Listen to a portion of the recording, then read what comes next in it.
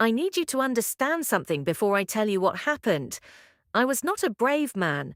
I was a night shift morgue attendant at St. Ezra's County Medical Center, and the only reason I took the job was because living people made me nervous. The dead were predictable. They stayed where you put them. They didn't ask questions or make demands or look at you with disappointment. For 3 years, that was my truth. The dead were easy. The living were hard. My name is Owen Watts. I was 34 years old when the world changed, and I was standing in the basement refrigeration unit of a building most people in this city pretended didn't exist. It was a Tuesday, February, the kind of cold that doesn't just settle into your bones, but makes you forget what warmth felt like.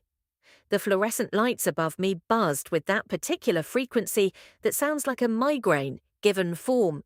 Marcus Bell was upstairs in the intake office. He was the only other person scheduled that night. Marcus was 57, former paramedic, built like a man who once cared about his body but had since made peace with gravity and bourbon. He'd been working nights at St. Ezra's for 11 years.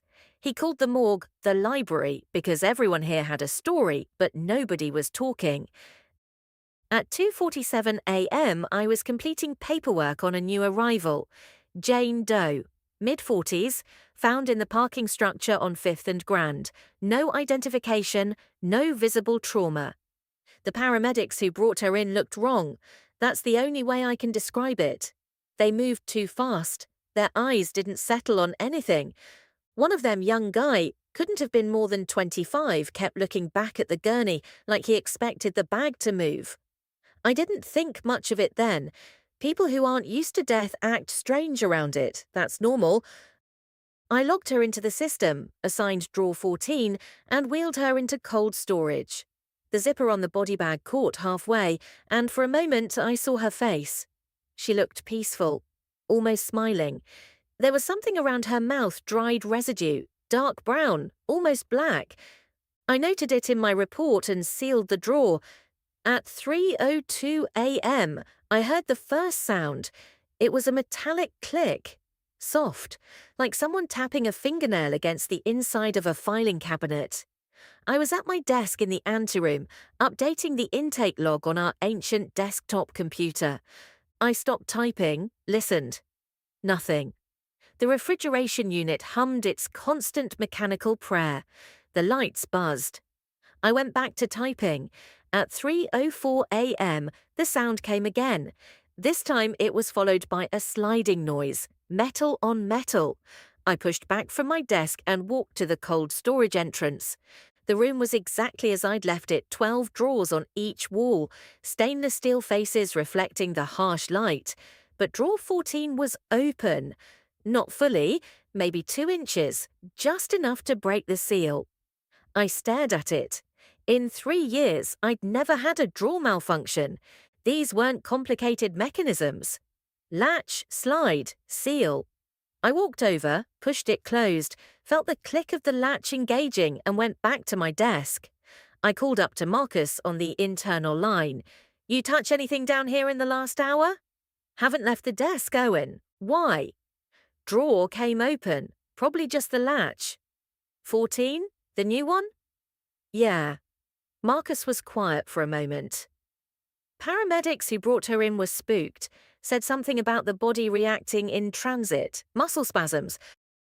Post-mortem movement happens, gas build-up. That's what I told them. I hung up. I believed what I said. I'd seen bodies shift, heard them release air through vocal cords that sounded almost like sighs. Death is not a single moment, it's a process. Things continue after the heart stops. Cells die at different rates. Bacteria consume from within. The body has its own timeline for shutting down. At 3:11 a.m., drawer 14 slid open again, this time 3 inches further than before. I stood in the doorway and watched it happen. The drawer didn't burst open. It moved slowly, deliberately, the way something pushes when it's testing resistance. The latch hadn't failed. I could see the mechanism was bent outward, as if pressure had been applied from inside. I stood frozen, not because I was terrified, but because my brain could not reconcile what I was seeing with anything I understood to be possible. I walked toward it. That's the part people never believe. They think I should have run, but you have to understand I had spent 3 years in this room. It was my domain. These drawers, these walls, this cold, antiseptic air, it was the only place in the world where I felt competent. I wasn't going to be frightened out of my own territory by a mechanical failure. I pulled the drawer fully open. The body bag was unzipped from the inside. Jane Doe was lying exactly as I'd positioned her, supine, arms at her sides. But her eyes were open, not the half-lidded vacancy of death, open, wide. The pupils were dilated to the point where the iris was nearly invisible, and that dark residue around her mouth had spread. It covered her chin now, trailing down her neck like she'd been drinking something thick and black while sealed inside the drawer. I reached for the phone on the wall. My hand was steady. I remember that clearly because I was conscious of trying to remain calm, professional. This was a medical anomaly. Maybe she hadn't been dead. Maybe the paramedics had made an error. Misdiagnosis of death happens. Rarely, but it happens. Before my fingers touched the receiver, her head turned toward me. Not a slow roll, not a post-mortem shift. A deliberate turn, chin rotating on the steel surface, until those black pit eyes were fixed directly on my face. Her mouth opened, and what came out was not a breath or a moan. It was a sound like wet cloth tearing, a gurgling exhalation that carried a smell so foul it triggered my gag reflex, rot and copper, and something chemical I couldn't identify. I stumbled backward into the drawer behind me. My hip struck the handle and I grabbed it for balance. My other hand found the phone and I yanked it from the cradle. "Marcus, get down here, now!" "What's wrong?" "The Jane Doe is alive. She's Marcus, get down here." I hung up without waiting for a response. When I looked back at drawer 14, she was sitting up. The body bag pooled around her waist like shed skin. Her movements were wrong, not fluid, not natural.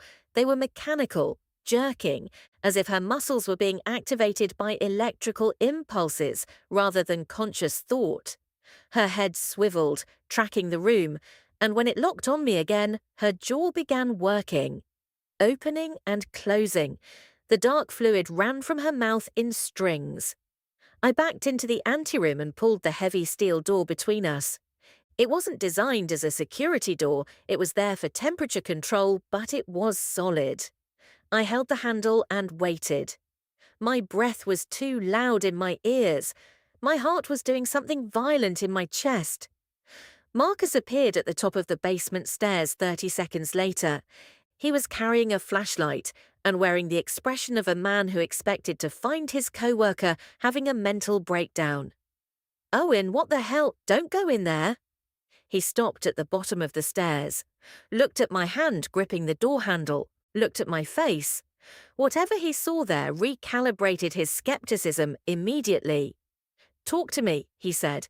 "The body woke up. She's sitting up in the drawer. She's not right, Marcus. Something is very wrong with her." From behind the steel door we both heard it, a sound of weight hitting the floor, then another sound, bare feet on tile. Not walking, dragging, shuffling, getting closer to the door I was holding shut with nothing but my grip and my body weight. Marcus set the flashlight down and wrapped both hands around the handle beside mine. "Call 911, he said. I released the handle and moved to the desk phone. My fingers dialed the numbers with autonomous precision, while my eyes stayed locked on the steel door. Marcus braced himself against it, his work boots finding purchase on the polished concrete floor. The shuffling sound behind the door had stopped. The silence was somehow worse. The line connected. I heard ringing, 1, 2, 3, 4, 5. No answer. I hung up and tried again.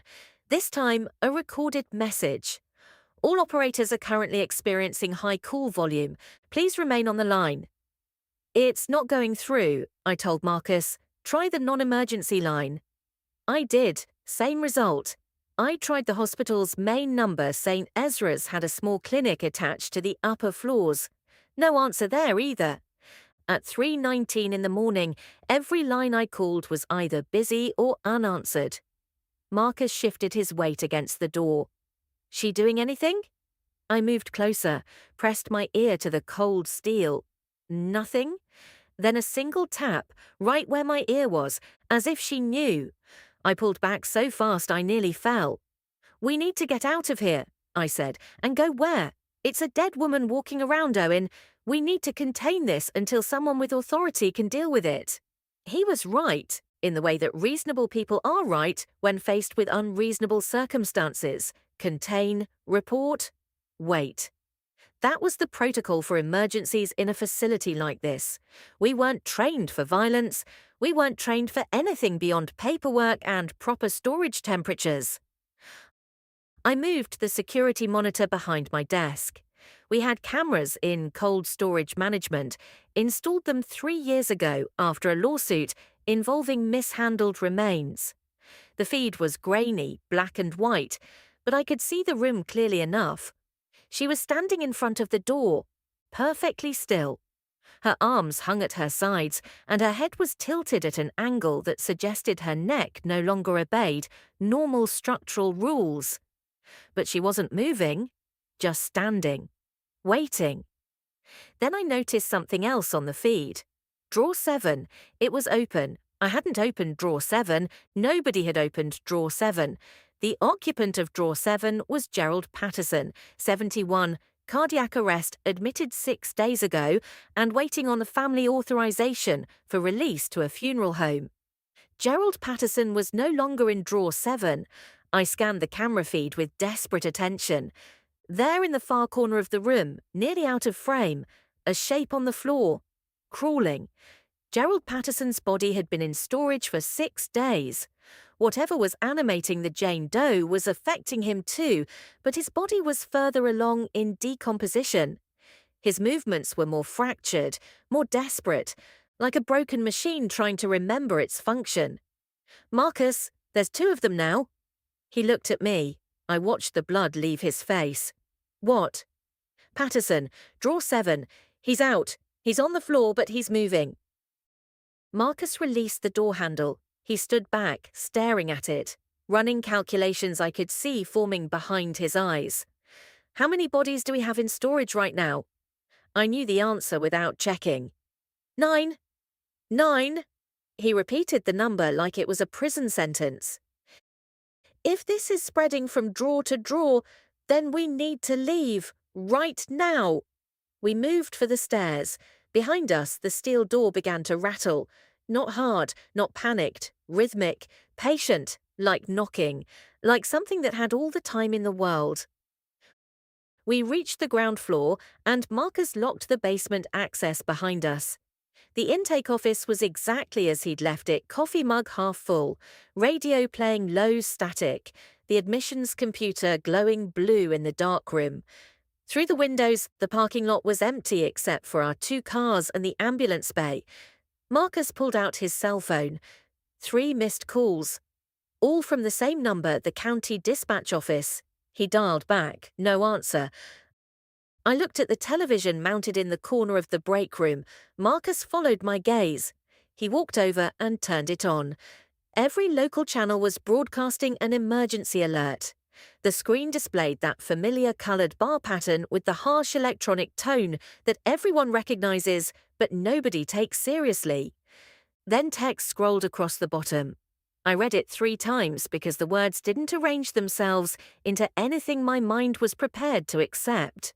Civil authority has issued a shelter-in-place order for the following counties.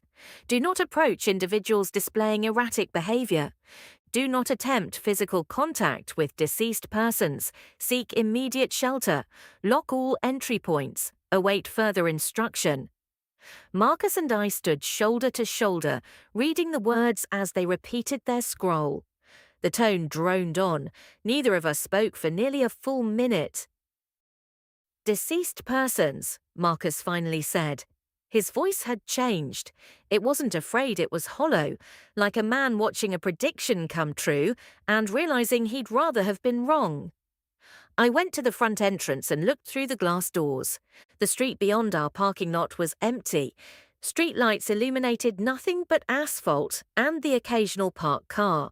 The Valero station across the road was dark, unusual for a 24-hour location.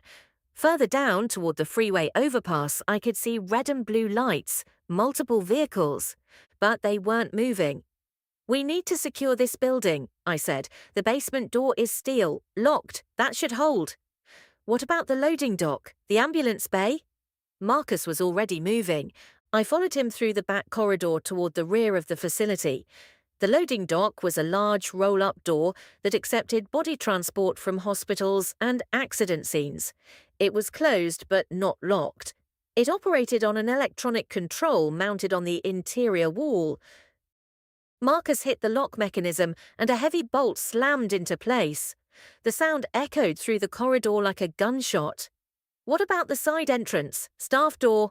Keycard access. It auto-locks after hours." We stood in the corridor, taking mental inventory of every possible entry point. The building was designed for security. You don't leave a facility full of bodies accessible to the public.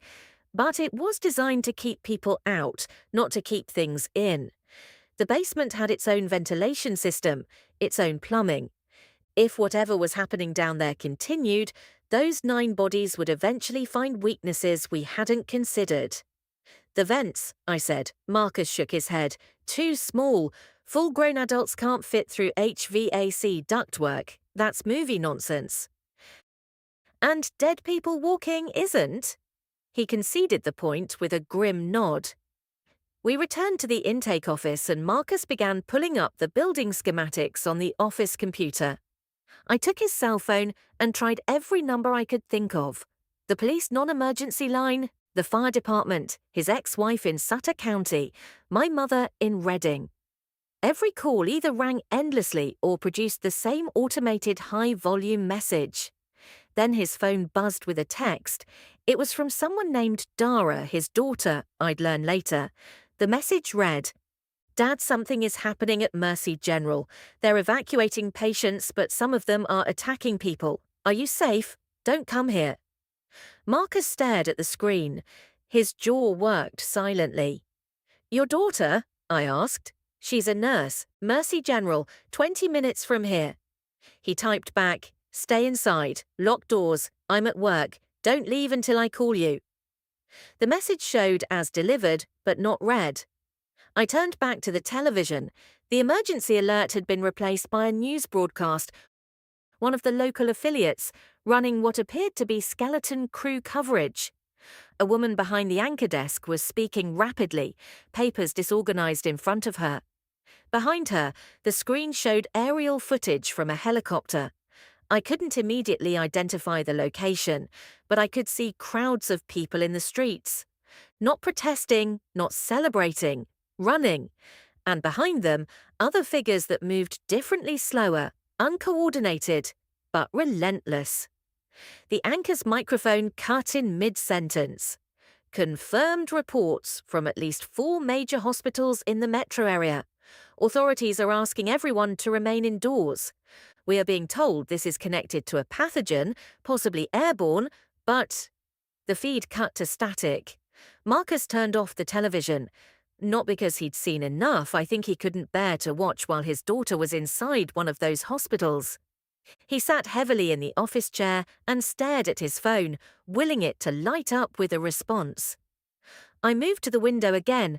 The red and blue lights near the freeway hadn't moved. In fact, as I watched, one set of lights went dark. Then another. I pressed my forehead against the cold glass and tried to see further, but the city was designed to obscure itself at night. Buildings blocked sight lines, trees interrupted perspectives. The world could be ending 3 blocks away, and you'd only know by the sound. Sound. I focused on that, distant, carried by the still winter air sirens. Multiple, overlapping, some moving, some stationary. And beneath them, something else. A sound I'd never heard before and have never been able to adequately describe since. A collective human vocalization, not screaming, not shouting, but a sustained murmur of thousands of voices in distress. Like a city moaning in its sleep. Owen? Marcus's voice pulled me back. We have supplies. Break room has food and water for a few days. Building has a backup generator. We sit tight. Let this play out. And the basement? Doors steel, rated for fire containment. They're not getting through it. I wanted to believe him. I chose to believe him. For exactly 17 minutes, I believed him. At 3:38 a.m., the building's fire alarm activated. The sound was instantaneous and overwhelming. Klaxons mounted in every hallway, designed to wake the dead. I realized the dark irony of that thought as Marcus and I covered our ears and looked at each other with the same terrible understanding. The basement has smoke detectors, he said. What could trigger them? There's nothing flammable down there. Electrical short, or... He didn't finish. He was looking at the fire suppression panel on the wall near the entrance. The indicator showed the alarm originating from basement level, Zone 3. Zone 3 was the cold storage room. The system was automated. When the fire alarm triggered, it did two things: activated the sprinkler system in the affected zone and unlocked all magnetic door locks to facilitate evacuation, including the basement access door we had locked behind us. Marcus ran. I was half a second behind him. We rounded the corner to the basement stairwell, and I could already see the door heavy, grey, institutional standing 6 inches open. The magnetic lock indicator glowed green. Unlocked. Marcus slammed it shut. There was no manual lock. The magnetic system was controlled by the fire panel, and during an active alarm, it would not engage. "Find something," he barked. "A chair, a desk, anything." I dragged a metal filing cabinet from the adjacent records room. It must have weighed 200 pounds, fully loaded with 30 years of death certificates and intake forms. We positioned it against the door, then I went back for a second one. As we wedged the second cabinet into place, we heard them on the stairs. Not one set of feet, multiple. The shuffling, arrhythmic percussion of bodies ascending steps they weren't designed to climb in their current state. Some stumbled. We could hear the impact of knees on concrete, the wet slap of uncoordinated limbs finding the next step. "The fire panel," I said. "If I reset the alarm, the magnetic locks will re-engage." "Do it." I ran to the front entrance where the main panel was mounted. The interface was simple color-coded zones, reset buttons, master override. I'd never used it. I'd completed the training video during orientation 3 years ago and never thought about it again. I pressed the master reset. The klaxons died. The sudden silence was worse than the noise had been, because now I could hear them clearly. The scraping, the moaning, the persistent, mindless push of bodies against a door held shut by filing cabinets and desperation. The magnetic lock indicator switched to red. Engaged. The filing cabinets stayed where they were. Extra insurance. Marcus was standing 3 feet from the barricade, watching the door flex minutely against its frame with each impact from the other side. His face was a mask I couldn't read. 9 bodies, he said quietly, minus the Jane Doe who was fresh, minus Patterson who'd been in 6 days. The other 7 are in various states, some of them might not be mobile. "You're calculating which ones can walk." "I'm calculating what we're dealing with." I appreciated the pragmatism. It gave me something to attach my thoughts to, other than pure animal terror. I went to my desk and pulled up the current inventory log. 9 bodies total. The Jane Doe, Gerald Patterson, a 30-year-old drowning victim admitted 4 days ago. A car accident fatality from last week. Extensive structural damage to the body. 2 elderly patients from the hospital upstairs. A teenager who'd overdosed, admitted just yesterday. A homeless man dead from exposure, in storage for almost 2 weeks.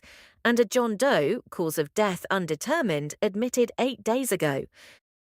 The car accident victim Ramirez, he had compound fractures in both legs and a crushed pelvis, I said. He's not walking anywhere. So 8 potential, maybe 7 if the exposure case is too decomposed. "Marcus, we shouldn't be having this conversation. This shouldn't be happening." He looked at me with those tired, bourbon-weathered eyes.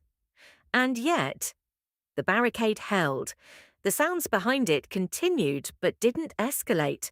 Whatever was driving these bodies seemed limited by their physical capacity. They could push, but they couldn't problem solve. They couldn't coordinate. They were pressure without intelligence. We retreated to the intake office and took stock. The break room had a vending machine, a refrigerator with various staff lunches and drinks, a water cooler with a full 5-gallon jug, and a cabinet with instant coffee, sugar packets, and a box of stale crackers. It wasn't a survival cache, but it could sustain 2 people for several days if rationed. Marcus tried his daughter again. No response. He tried 3 more times over the next 10 minutes. Each time, delivered but not read. I watched him age a year with every failed attempt. I tried my own contacts. My mother, no answer. My former roommate in Sacramento, no answer. I opened a browser on my phone and tried loading news sites.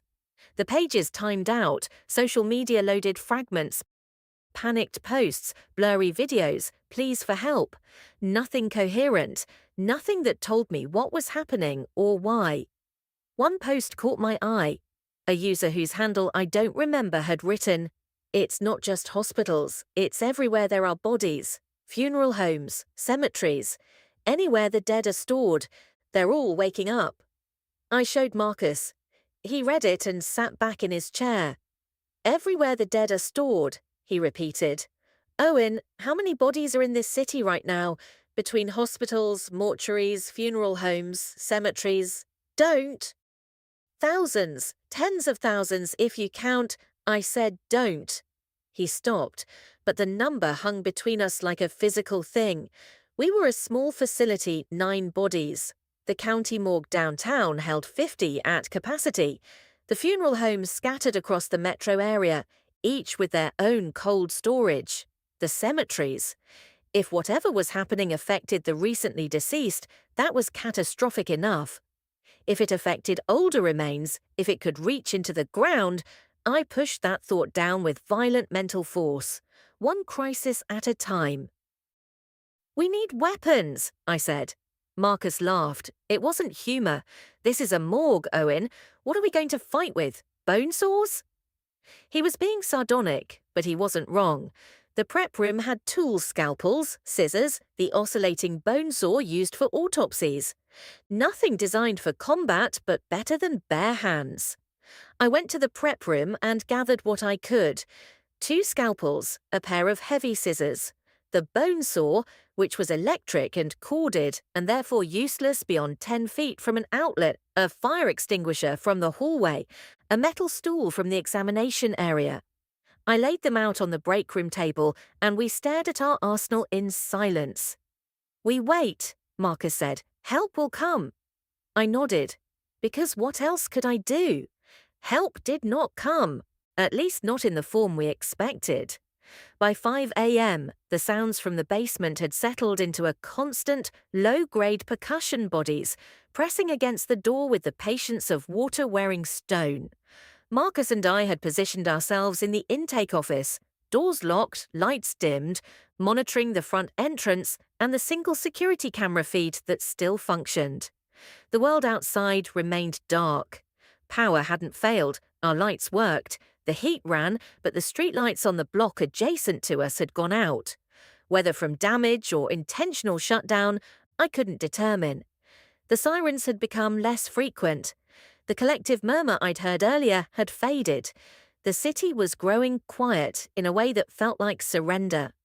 At 5:23 a.m., headlights appeared in the parking lot.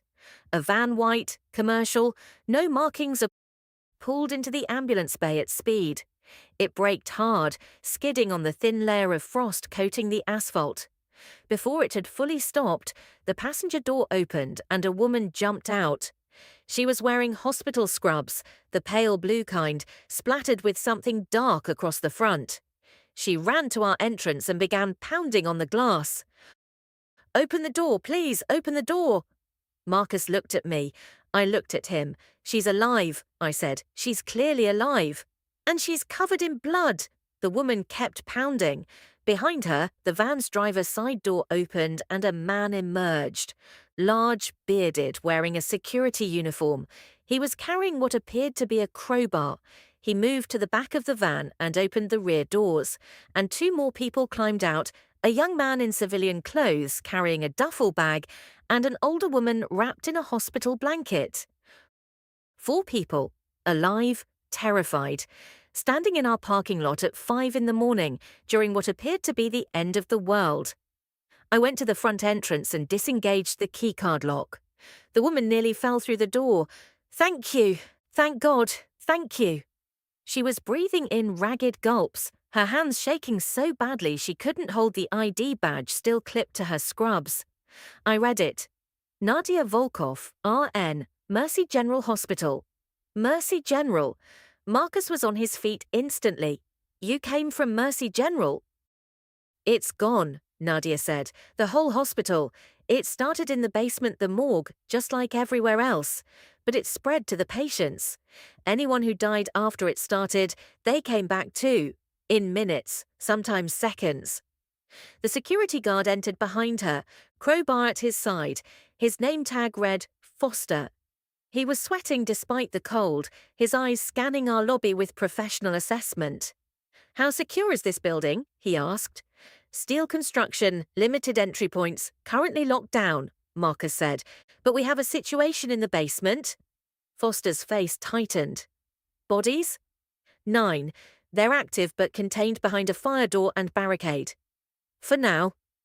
The young man entered next, early 20s, gaunt, with a fresh bandage wrapped around his left forearm. He said nothing, just moved to the nearest wall and slid down it until he was sitting on the floor. His eyes were distant in a way I recognized from trauma response training. Shock, complete dissociation from present circumstances. The older woman came last.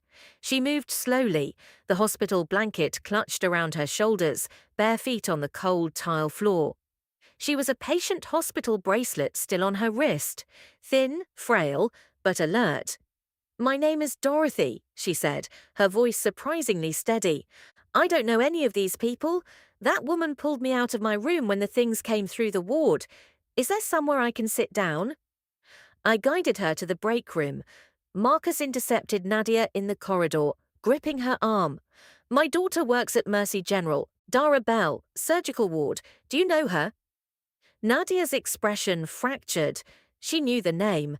I could see it in the way her body stiffened. "Dara," Nadia repeated. "Yes, I know Dara. We're on the same floor." "Is she alive? Did you see her?"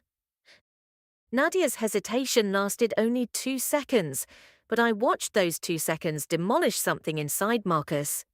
His grip on her arm tightened. "She was alive when I last saw her," Nadia said carefully. "She was helping evacuate patients on the 3rd floor. I was on the 1st floor when things got bad. I didn't see her after that. I'm sorry." Marcus released her arm. He stepped back. His face did something complicated, hope and dread, fighting for territory. "The 3rd floor. Was the 3rd floor compromised when you left?" "I don't know. I left from the ground floor. The stairwells were—" She stopped herself, recalibrated. "I can't tell you what happened above the 1st floor. I only know what I saw." Marcus turned away. He pulled out his phone again. Called. No answer. Texted. No response. I could see the decision forming in him like a storm gathering on the horizon, and I dreaded it. Foster had completed his assessment of our building and returned to the group.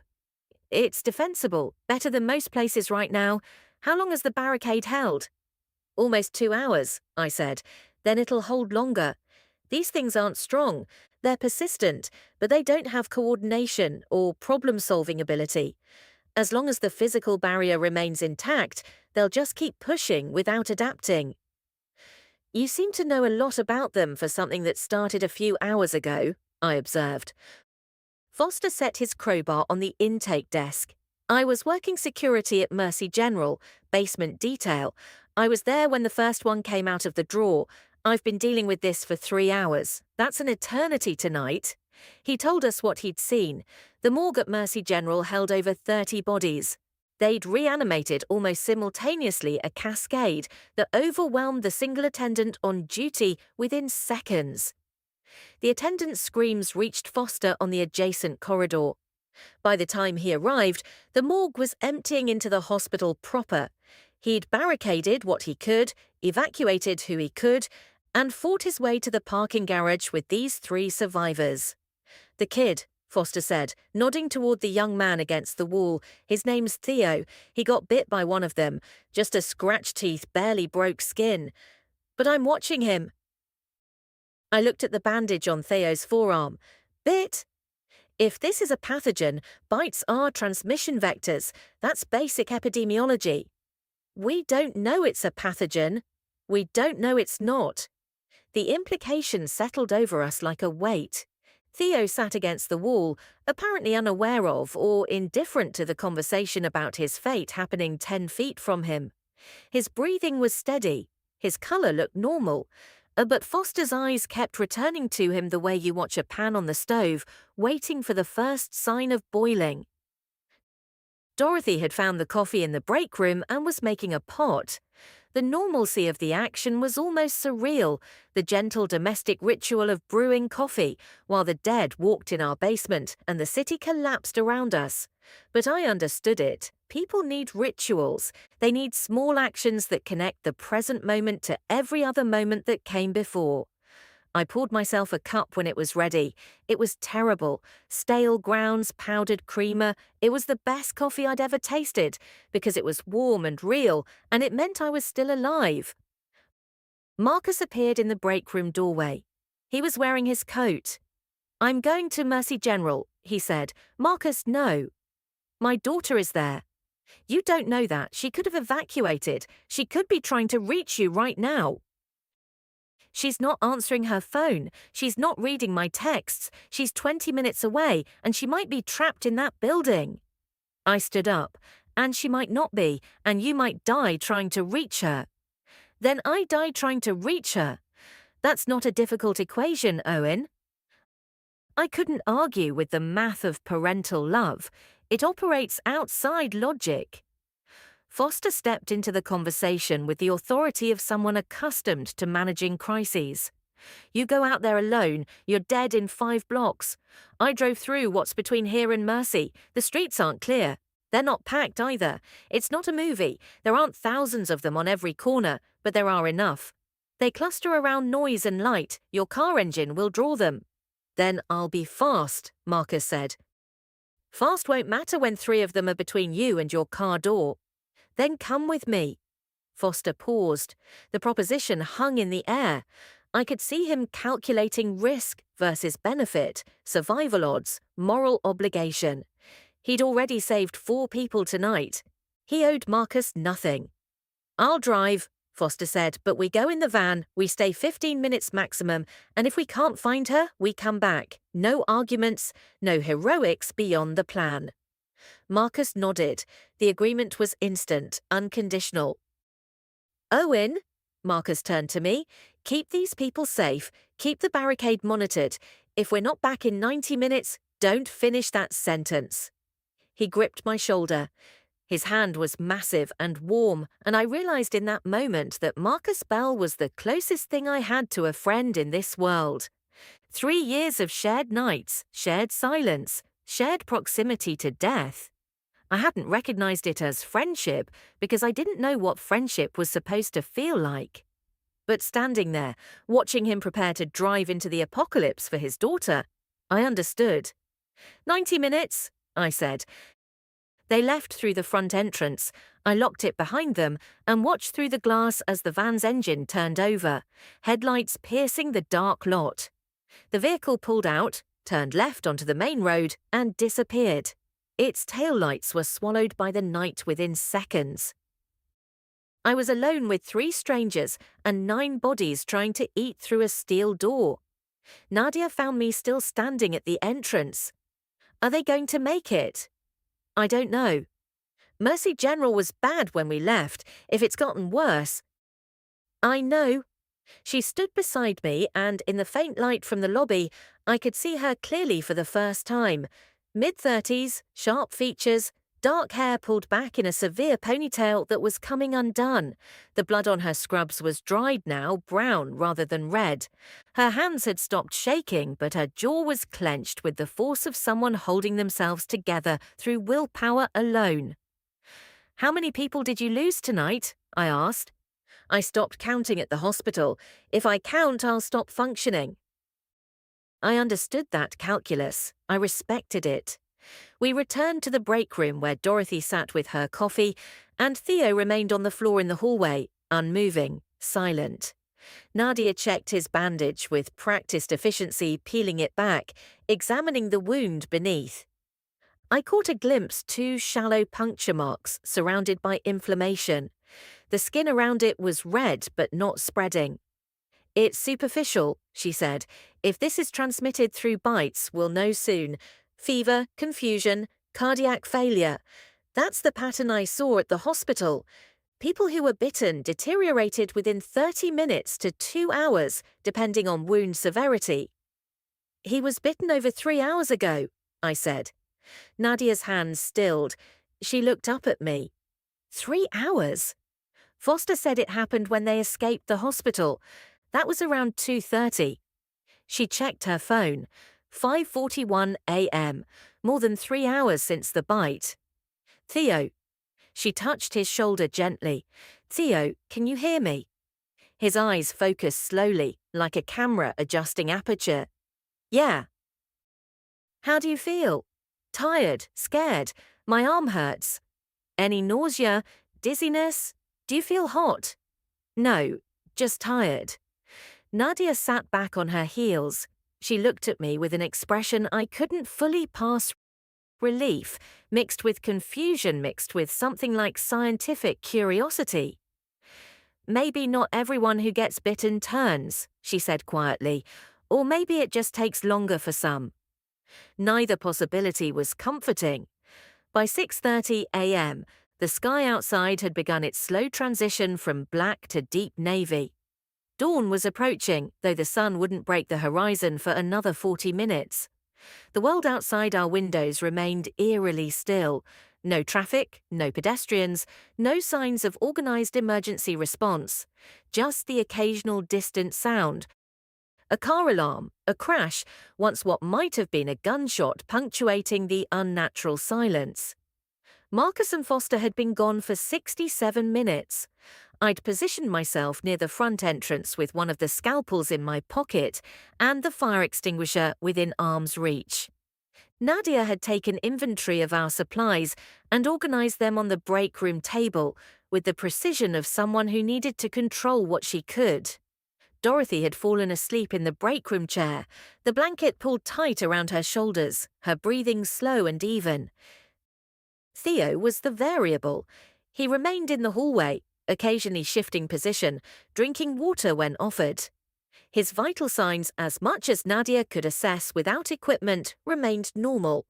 No fever, no confusion, no deterioration. Either the bite wasn't going to affect him, or we were operating on a timeline we couldn't predict. At 6:47 a.m., Nadia approached me with a directness that I'd come to understand was her default mode. "We need to talk about what happens if they don't come back. They have until 7. And after 7, we have a building with compromised containment in the basement. We have limited food and water. We have no communication with anyone. What's our plan beyond waiting?" She was right to push this. Leadership wasn't something I'd ever sought or possessed, but the absence of Marcus had created a vacuum that was filling whether I wanted it to or not. "We have 2 options," I said. "Stay here and hope the situation resolves, or leave and try to reach somewhere safer." "Where is safer?" "I don't know. Military installation, evacuation point, somewhere with infrastructure." If those existed and were operational, we'd have heard something by now. Radio, helicopter, something. Maybe they're overwhelmed. Maybe it takes time to organize a response at this scale. Or maybe there is no organized response. Nadia's voice was flat, pragmatic. She'd seen the hospital fall. She'd watched organized systems collapse in real time. Her faith in institutions had been cremated hours ago. I didn't argue. I couldn't offer evidence against her position. At 6:52 a.m., a sound from the basement changed the calculation entirely. The persistent pushing against the door had been constant background noise, so constant I'd almost habituated to it. But now it shifted. The rhythmic pressure stopped, replaced by a different sound, scratching. Not at the door, higher. Along the wall. I moved to the barricade point and listened. The scratching was above me in the ceiling, in the ductwork that Marcus had dismissed hours ago as too small for adult bodies. He'd been thinking of intact bodies. He'd been thinking of bodies that cared about pain or damage to their limbs. I grabbed Nadia and pulled her away from the corridor. They're in the vents. You said the ducts were too small. For living people who feel pain, these things don't care if they break their own bones squeezing through tight spaces. They'll dislocate their own shoulders if it gets them an inch further. The scratching moved along the ceiling toward the intake office. Dust fell from a ceiling tile. We watched it drift down like snow in the fluorescent light. Get Dorothy, get Theo, break room, now. I was making decisions at a speed my normal psychology would never have allowed. Fear was burning away my habitual passivity like acid through paper. Nadia moved. She woke Dorothy with a gentle touch and firm words. She pulled Theo to his feet. Within 30 seconds, all four of us were in the break room. I shut the door and looked up at the ceiling. The break room had no ventilation grate. It was an interior room, originally a storage closet that had been converted. Solid ceiling, no duct access. It was the safest room in the building. It was also a dead end. We could hear the scratching move through the ceiling of the main corridor. Whatever was in the ductwork was progressing slowly. The space was constrained, and the sound suggested difficulty rather than ease. But it was progressing. Each scrape and metallic groan indicated forward movement toward the occupied parts of the building. How many could fit in there? Nadia asked. One, maybe two at most. The main trunk line is larger, but the branches to individual rooms are barely 12 inches across. So they'd have to be small, or dismembered. I hadn't considered that. The image it conjured a body dragging itself through metal ductwork, using only its arms, legs left behind, irrelevant, was enough to make my stomach contract. Dorothy was awake and surprisingly composed.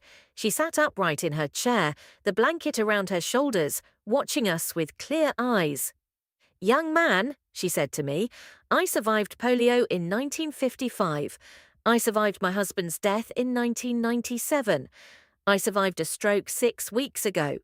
Whatever this is, I intend to survive it too. So tell me what you need me to do." I looked at this 78-year-old woman in her hospital gown and blanket, barefoot on a cold tile floor, and felt something shift in my chest. Not courage exactly, obligation. These people were depending on me not because I was qualified, but because I was here. "Stay in this room. Don't open the door unless you hear my voice." "And where are you going?" "I need to find where that vent leads. If they drop into a room, I need to know which one." Nadia stood. "I'm coming." Someone should stay with them. Theo can barely stand and Dorothy can't run. If something gets in here, another body in the room doesn't change the outcome. But out there, 2 sets of eyes doubles our chances. Her logic was sound. I didn't argue. We left the break room and moved into the corridor. The scratching had shifted. It was somewhere above the records room, near the rear of the building. I moved toward it, scalpel in one hand, fire extinguisher in the other. Nadia carried the metal stool, holding it like a shield. The records room door was closed. I pressed my ear to it. The scratching was directly above, then it stopped. Silence. Then a different sound, the groan of metal flexing under weight. Then a crack, then a crash. The ceiling tile in the records room collapsed. I heard the vent grate hit the floor, followed by the wet impact of something falling from height. I didn't open the door. Instead, I backed away and positioned myself against the opposite wall. Something hit the door from inside. Once, Twice. Then sustained pressure. The door handle was lever style, not a knob. It would depress under weight, under the right angle of pressure. Back, I told Nadia. Get back. The handle moved, slowly, erratically, but it moved. The latch disengaged. The door opened inward, into the records room, so it didn't swing toward us. But through the gap between door and frame, I could see movement. A shape on the floor, dragging itself toward the opening it had inadvertently created. It came through the doorway, head first. I recognized it from the inventory list, the John Doe, 8 days in storage, cause of death undetermined. His skin was grey-green, bloated with decomposition gases, and his torso was wrong compressed, misshapen. The rib cage collapsed from forcing itself through the ductwork. His legs trailed behind him at impossible angles. He'd destroyed his own skeletal structure to navigate the 12-inch passage. He pulled himself forward with arms that bent in places arms shouldn't bend, his jaw working the same way the Jane Does had hours ago, mechanical, hungry, purposeless, yet driven. I swung the fire extinguisher. The base connected with the side of his skull, and the impact traveled up my arms like electricity. He didn't stop. The jaw kept working. The arms kept pulling. I hit him again, and again, and again. It took 7 strikes to stop him moving. The fire extinguisher was dented, slick with fluid I refused to examine closely. The body, what was left of it, lay motionless in the corridor, the skull catastrophically compromised. I stood over it, breathing in gasps that hurt my chest, my arms trembling with adrenaline and exertion. Nadia was behind me, the metal stool raised and ready, her face pale but set. She hadn't screamed. She hadn't frozen. She'd been prepared to step in if I'd failed. The head, I said. Destroying the head stops them. That's consistent with what I saw at the hospital. Security was aiming for the body, ineffective. The ones who figured out the head were the ones who survived. I looked at the open vent in the ceiling of the records room. The dark rectangle gaped above us like a wound. If one had made it through, others might follow. We needed to seal it. Working quickly, Nadia and I pushed the filing cabinets in the records room beneath the vent opening and stacked them to create a barrier. It wasn't perfect. Determined force from above could dislodge them, but it was something. I also checked every other room accessible from the main corridor. The intake office had a vent grate small, but we pushed a desk beneath it as a precaution. The prep room had a larger duct opening near the ceiling.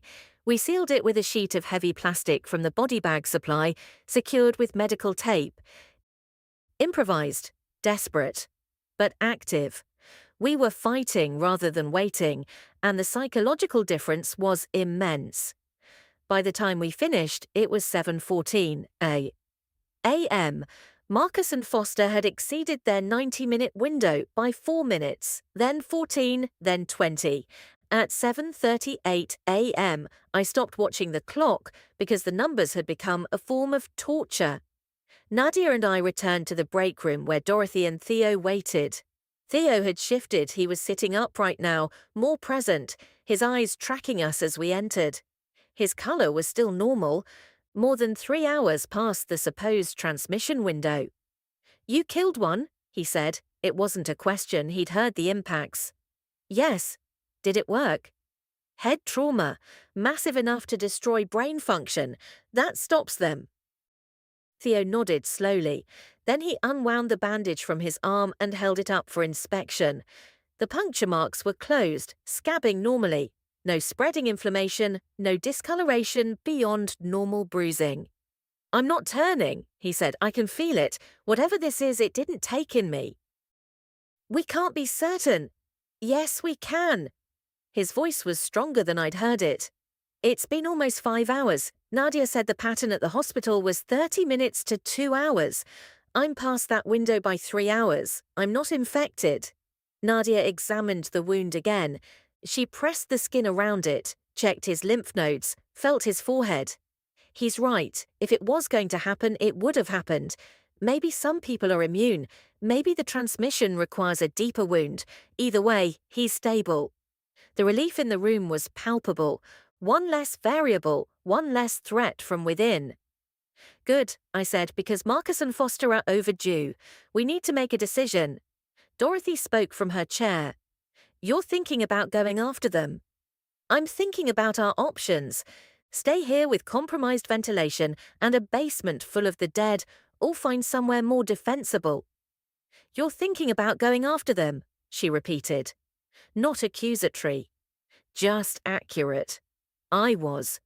Marcus was out there, possibly alive, possibly in danger, possibly already gone. The not knowing was corrosive. It ate at me from the inside with a persistence that matched the dead things pushing against our barricades. If we leave, Nadia said, we leave together, and we need a vehicle. There are 2 cars in the parking lot, mine and Marcus's. Keys? I have mine. Marcus took his. 1 car, 4 people, possible hostiles between here and the parking lot. Then we plan, and we move fast. We prepared to leave in a way that felt both calculated and insane. I gathered everything from our meager arsenal, the remaining scalpel, a heavy wrench from the maintenance closet, the dented fire extinguisher that had already proven its worth. Nadia took the metal stool. Theo, now alert and steady, was given the wrench. Dorothy would carry nothing. Her job was to stay in the center of our formation and move. I found Dorothy's shoes. A pair of rubber-soled clogs from the staff lockers too large for her, but better than bare feet on asphalt. She put them on without complaint at 7:52 a.m., with grey dawn light filtering through the lobby windows. I looked outside for the last time before committing. The parking lot was empty. My Honda Civic sat where I'd left it 11 hours ago, 30 feet from the front entrance. The ambulance bay was clear. The street beyond showed no movement. We go straight to the car. I unlock it from the door remote start. Nadia takes passenger, Dorothy and Theo in the back. I drive. We head east, away from the city centre, toward the interstate. And Marcus? Nadia asked. We drive past Mercy General on the way. If the building looks accessible, we assess. If it doesn't, then we keep driving. Marcus would understand. Marcus would want us to survive. That's what I told myself. I disengaged the front door lock. The cold air hit immediately. February dawn, maybe 30 degrees, the kind of cold that sharpens every sense. I clicked my key fob. 30 feet away, the Civic's lights flashed and its locks chunked open. Go, fast. We moved as a unit. Me in front, Nadia at the rear, Dorothy and Theo between us. Our feet on the asphalt sounded impossibly loud in the still morning air. 20 feet, 15, 10. I reached the driver's door and pulled it open, scanning in every direction with the fire extinguisher raised. Nothing. The parking lot remained empty. The street remained still. Everyone loaded in, doors closed, locks engaged. I started the engine, and its mechanical heartbeat was the most reassuring sound I'd ever heard. I pulled out of the lot and turned right onto Meridian Avenue. The road stretched before us, lined with darkened businesses and silent traffic lights stuck on flashing yellow. Abandoned cars dotted the lanes. Some pulled to the curb, others stopped mid-road with doors hanging open. I navigated between them at a careful 20 miles per hour, not wanting the engine noise to exceed what was necessary. 2 blocks out, I saw the first one on the street, a figure standing in the middle of the road, facing away from us. Male, large, wearing what appeared to be a hospital gown. He stood motionless, head slightly tilted, arms limp. As we approached, he didn't react to the engine noise, didn't turn. I steered around him with wide clearance and watched in the rear view as he remained still. They respond to proximity, Nadia said from beside me. More than sound. I think they sense heat or movement up close. Good. We stay in the car. We stay safe. Another block, 2 more figures, these ones on the sidewalk. They moved slow, aimless wandering, bumping into objects and redirecting without purpose. Their movements had no goal. They were mechanisms without programs, running on some base impulse that directed them toward the living but provided no strategy for reaching them. The intersection ahead was blocked. 3 cars had collided, creating a wall of crumpled metal and shattered glass. I slowed, looking for a route through. The sidewalk to the right was clear, wide enough for the Civic if I mounted the curb. Hold on. I jumped the curb and threaded between a fire hydrant and the crash wreckage. Metal scraped along the passenger side. Dorothy gripped the seat ahead of her. We cleared the obstruction and returned to the road surface. Mercy General was 8 blocks ahead. I could see its silhouette against the lightening sky, a 7-story concrete monolith. Smoke was rising from its upper floors. The smoke wasn't aggressive, no visible flames, but it rose in steady columns from what appeared to be the 4th and 5th floors. The building's exterior showed other signs of catastrophe. Several ground-floor windows were shattered. The emergency room entrance had been barricaded with vehicles, ambulances, police cars, a fire truck, creating an improvised wall that had since been partially breached. Beyond it, in the ambulance bay and the ER approach road, bodies lay on the pavement, some motionless, some not. I stopped the car 100 yards from the hospital perimeter. The engine idled. All 4 of us stared through the windshield at the ruins of what had been, 12 hours ago, a functioning medical facility.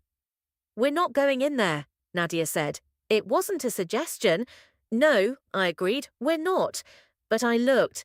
I scanned every visible window, every doorway, every opening in the vehicle barricade, searching for any sign of living humans. For Marcus's face or Foster's, for movement that indicated consciousness rather than reanimation. Nothing.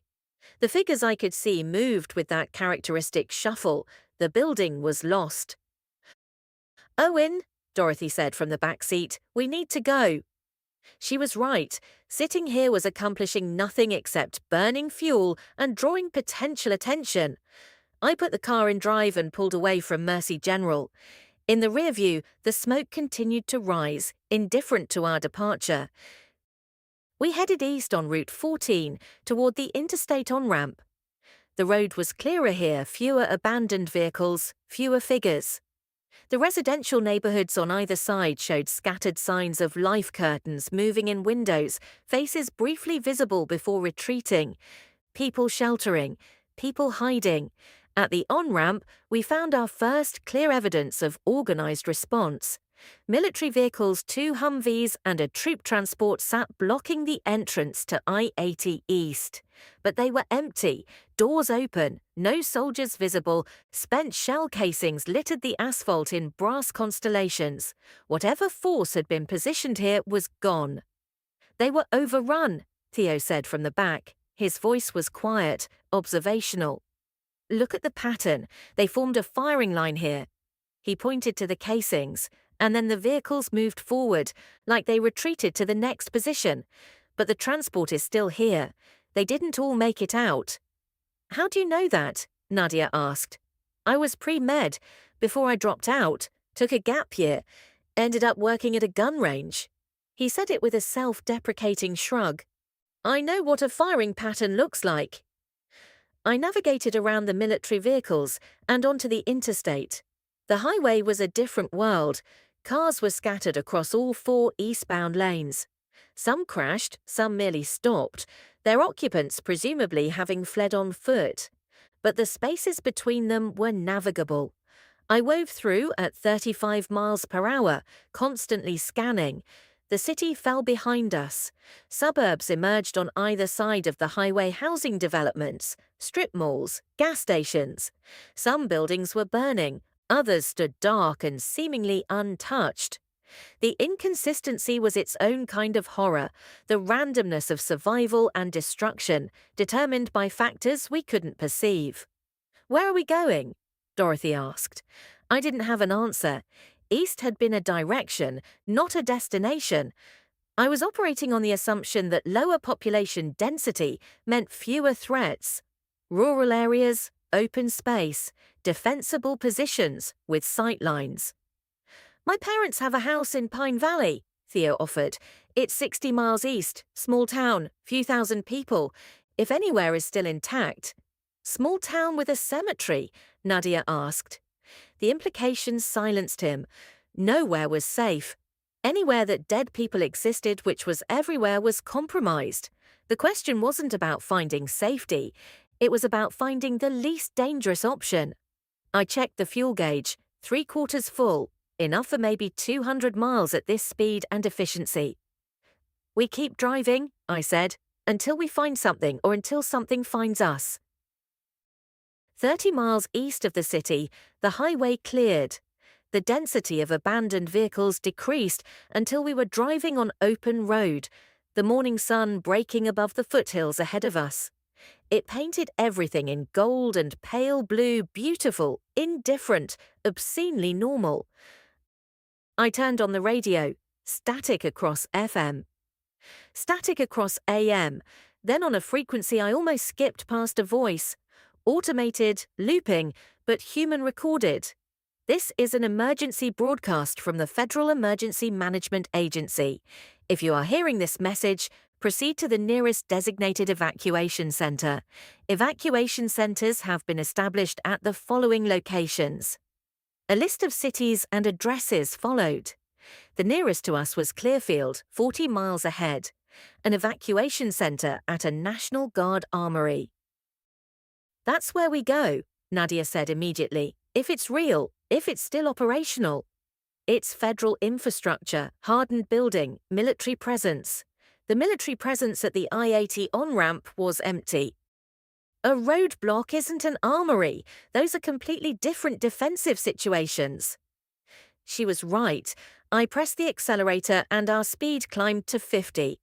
The road was almost entirely clear now, the morning light revealing empty farmland on either side. Cattle stood in fields, grazing, unperturbed by the end of civilization. Hawks circled. A tractor sat in the middle of a ploughed field, its engine still running, judging by the faint exhaust plume. The normalcy of the natural world in contrast to the human catastrophe created a cognitive dissonance that made my head ache. The Earth didn't care. It would continue regardless of what happened to us. At mile marker 47, we encountered a roadblock. Not military civilian, 2 pickup trucks parked nose to nose across the road, and behind them, 3 people with rifles. They waved us to stop. I slowed. The situation demanded split-second assessment. These could be survivors organizing defensively, or they could be something worse.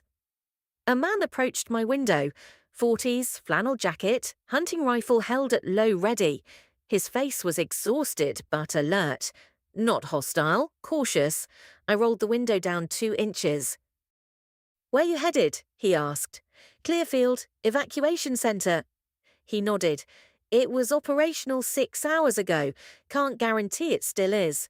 We lost radio contact about 4 a.m.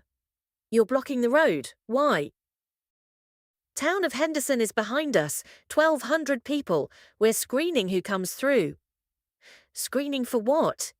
His eyes moved to each person in the car, assessing, looking for wounds, for pallor, for the telltale signs.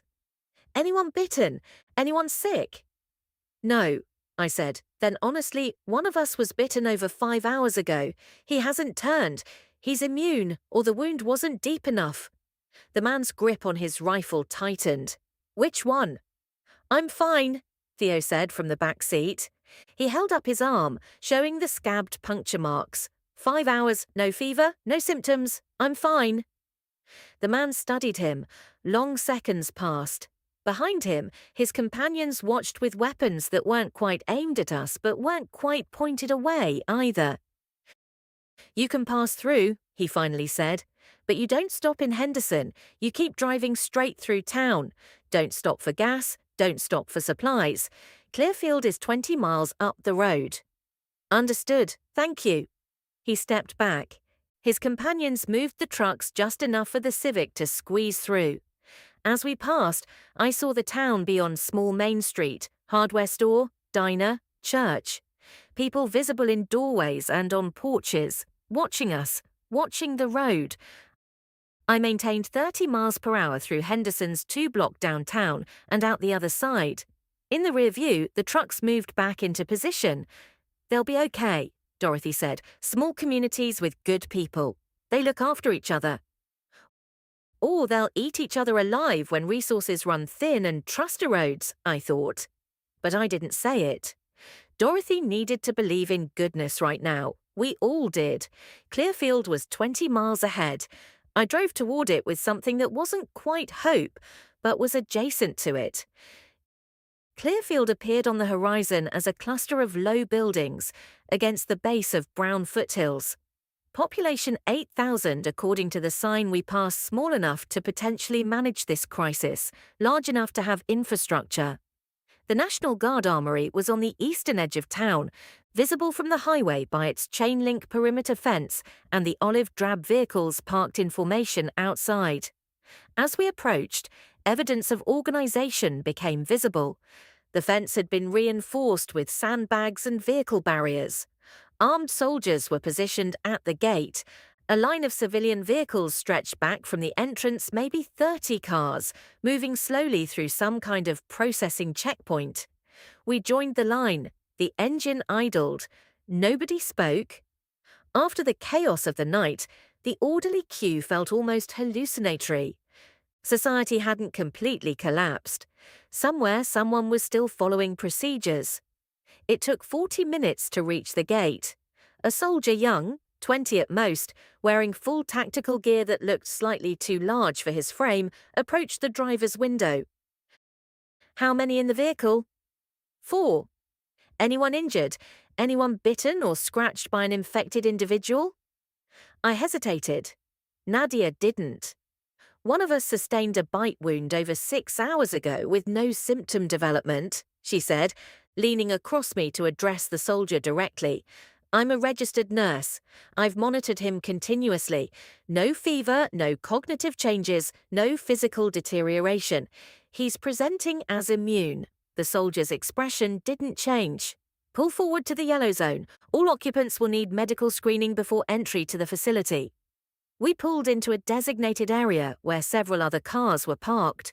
People stood outside them, families, couples, singles, all wearing the same hollow expression of survived trauma.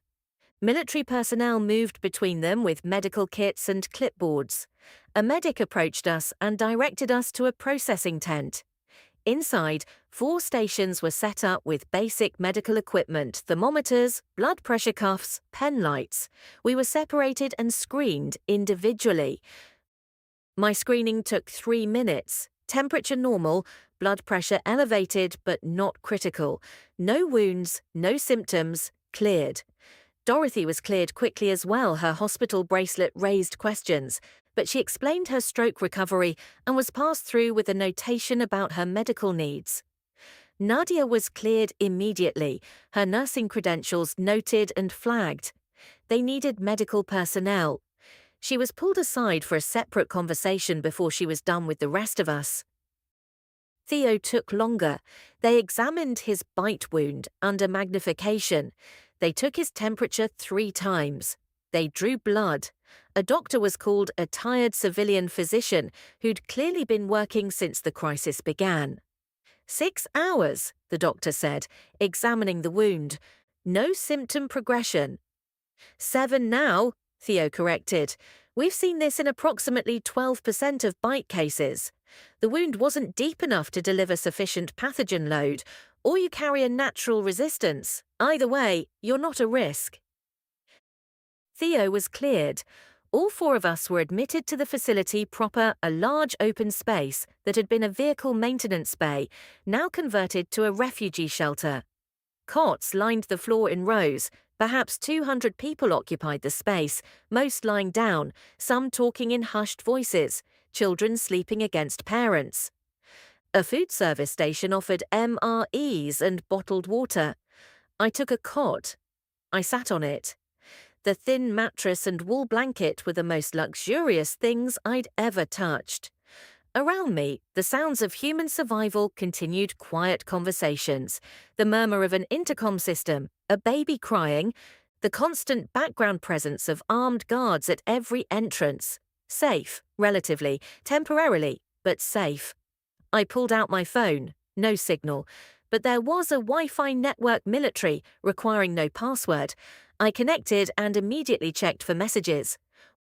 One text had come through, from Marcus's number, sent at 6:58 a.m. Found her. She's alive. Foster gone. Don't wait for us. Going north. I'm sorry. He'd found Dara.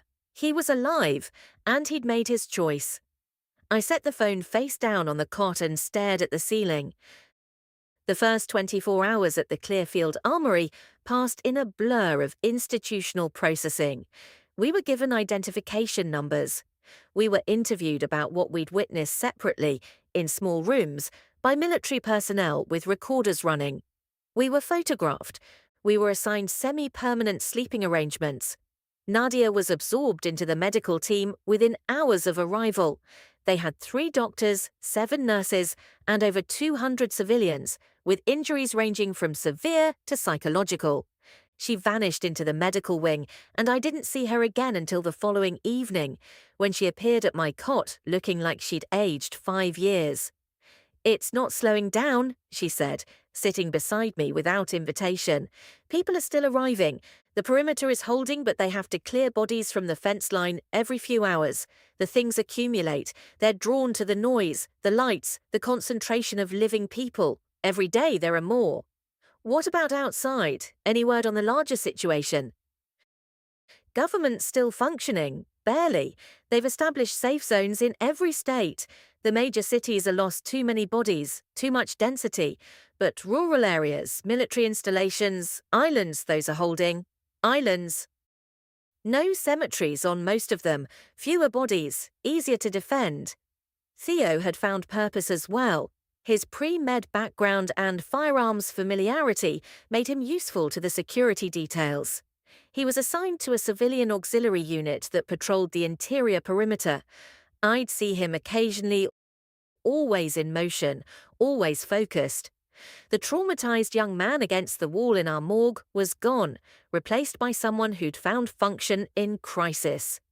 Dorothy was the one I worried about. She was elderly, frail, and displaced. The armory was no place for a 78-year-old stroke survivor in borrowed shoes. But she surprised me. Within days, she'd organized the other elderly refugees into what she called the Council, a group that managed the food distribution schedule, settled disputes between families, and maintained the semblance of social order that kept people from unraveling. "Idle hands," she told me when I commented on her industry. "At my age, if you stop moving, you stop entirely." I had no function. That was the hardest part. At St. Ezra's, I'd been the competent one, the professional, the man who understood the dead. Here I was just another refugee, another number, another cot in a row of cots, eating MREs and waiting for news that might never improve. On the 3rd night, I couldn't sleep. I walked to the exterior door, where a soldier stood guard and asked to step outside. He allowed it fresh air was permitted, within sight of the entrance. I stood in the cold night air and listened. The city of Clearfield was visible from the armory's elevated position, dark mostly, except for generator-powered lights at key intersections. Beyond it, the highway we'd travelled stretched back toward a horizon that glowed faintly orange. Fires still burning in the city we'd fled. Somewhere in that glow, St. Ezra's morgue still stood. The basement where I'd spent 3 years in comfortable isolation from the living, the desk where I'd filed paperwork on the dead with meticulous precision, the cold storage room where 9 bodies had ended the world as I knew it. I thought about Marcus, north with his daughter, alive, presumably, building a new version of survival somewhere I'd never reach. I wasn't angry, I understood. I might even have been proud, in the distant way you can be proud of someone who chose love over safety. I thought about the Jane Doe in Draw 14, the first one I'd seen wake. the one who turned her head and looked at me with those black eyes. I wondered if she was still in that basement, still pressing against the door, still searching for warmth. The soldier told me it was time to come back inside. I took one last breath of cold air and returned to my cot. Tomorrow would come, as it always does. Weeks passed. The armory became less a refugee shelter and more a small city. People settled, roles solidified, power structures emerged, some military, some civilian, some informal. The perimeter expanded as the surrounding area was systematically cleared. Buildings were secured, supply lines were established with other safe zones. The radio carried more voices each day. Other survivors, other facilities, other pockets of humanity refusing extinction. The dead remained. They didn't decay in the way normal biology dictated. Whatever animated them also preserved them slowed the decomposition process to a fraction of its natural rate. Bodies that should have been dust by now continued to walk. The world had acquired a permanent population of the hostile dead, numbering in the hundreds of millions globally, according to the fragmentary reports that reached us through military channels. But we adapted. Humans always do. Walls went up, protocols were written, defense became routine.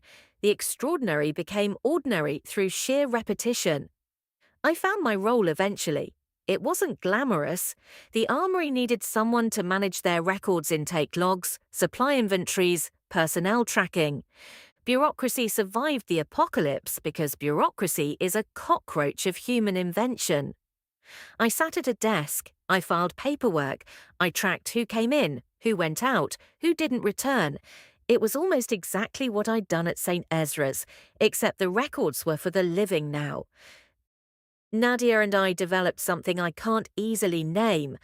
Not romance, the world didn't afford that luxury yet, but companionship, proximity, understanding. She'd sit with me in the evenings when her shifts ended, and we'd share silence that didn't need filling. She understood my quietness wasn't coldness. I understood her pragmatism wasn't heartlessness. Theo became someone I wouldn't have recognized from that night. At 23, he'd been directionless and broken. By the time spring arrived, he was leading scouting teams beyond the perimeter, mapping safe routes to neighboring communities, and training other civilians in basic defense. The immunity he carried, confirmed by blood tests conducted by the facility's doctors, made him invaluable. He could take risks others couldn't. Dorothy didn't survive. Not the crisis. She survived that. Her heart failed 6 weeks after our arrival, peacefully in her sleep, the way death is supposed to work. The medical team stood by with weapons ready when she stopped breathing standard protocol now, but she didn't come back. Not everyone did. The pathogen, or whatever it was, had rules we still didn't fully understand. We buried her outside the perimeter. A real burial, in the ground, with a marker. But we also drove a steel rod through the grave, another new protocol, insurance against uncertainty. I said words, I don't remember what. Something about surviving polio and strokes and the end of the world, only to die of a tired heart. Something about her refusal to be reduced by circumstances. The people who'd known her dozens by then stood in the cold morning and allowed themselves to grieve in the old way. The human way. That night I sat at my desk in the records room and updated the population log. Subtracted 1. Added a note, Dorothy Aldridge, cardiac arrest, natural causes, did not reanimate. The work continued. The days continued. The dead continued to press against our walls with the same patience they'd pressed against the steel door of a basement morgue a lifetime ago. I was different, not braver, not stronger, but present. For the first time in my life, I was participating in the world rather than hiding from it in a room full of the dead. It had taken the literal apocalypse to make me engage with the living. I don't know if that's irony or cosmic cruelty or simply the random architecture of transformation. I don't know if I'll survive another year or another decade. Nobody does. That uncertainty used to terrify me. Now it just means I'm alive. I still think about drawer 14. In quiet moments, and there are fewer of those, now I return to that cold storage room in my mind. The fluorescent buzz, the metallic click of a latch failing, the slow, deliberate slide of steel on steel. I was a man who chose the dead over the living because the dead were predictable, because they demanded nothing, because they let me exist without requiring me to participate. And then the dead refused to stay dead, and participation became the price of survival. I don't know what I am now. I'm not the man who hid in a morgue basement for 3 years, filing paperwork on bodies that stayed where I put them. I'm not the man who feared the living more than death itself. That man died somewhere between St. Ezra's and Clearfield, between drawer 14 and Dorothy's grave. What survived is something else, something still forming, something that chose to drive toward the unknown rather than remain barricaded in familiar darkness. The drawers won't stay shut, the dead won't stay still, and I, against every instinct that defined me before, won't stay hidden. That's enough. For now, that's enough.